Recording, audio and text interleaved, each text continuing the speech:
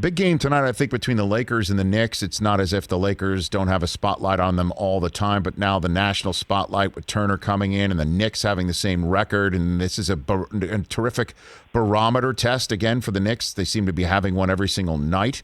LeBron may or may not be back for this. You know, LeBron said, I'm not going to be 100% anymore. He's fearful, so on and so forth, with the play-in tournament that LeBron has criticized, staring the Lakers directly in the face with meeting with Steph Curry, it appears, and how hot he is. What do you make of the Lakers' current situation and future over the next couple of months, should it happen, Bomani Jones? Well, I don't think they're going to win a championship, and I think LeBron was probably being a wee bit dramatic when he said the thing about not being 100% ever again in his career, but he's also in his 18th year in the NBA, and his game is still in large part a running and jumping game. So with a high ankle sprain, which like is one of those things kind of like turf toe where we talk about it all the time, but nobody understands exactly what it is.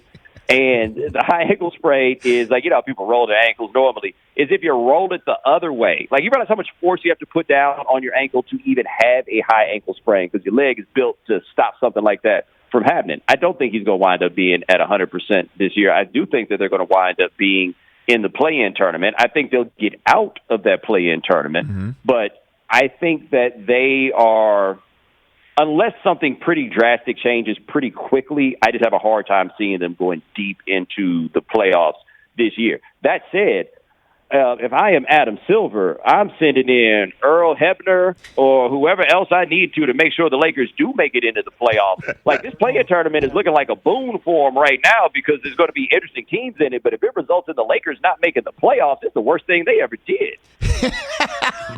I think we're learning over the last couple of weeks and months, you know, what this looks like without LeBron. The Lakers look like without LeBron, and what the league looks like without LeBron.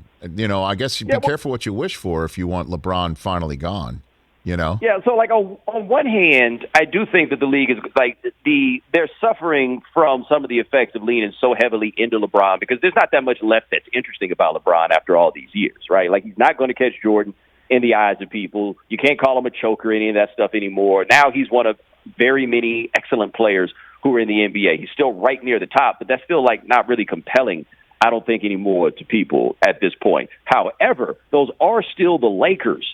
And so people who don't care that much about basketball will see the Lakers are on television and still watch. Like, if they mess around and get one of those finals where they've got something like Utah and Milwaukee, which might be highly entertaining, and like 15 of us are going to know about it, and we're going to talk about, man, one of the greatest series ever. I sure wish people watched it.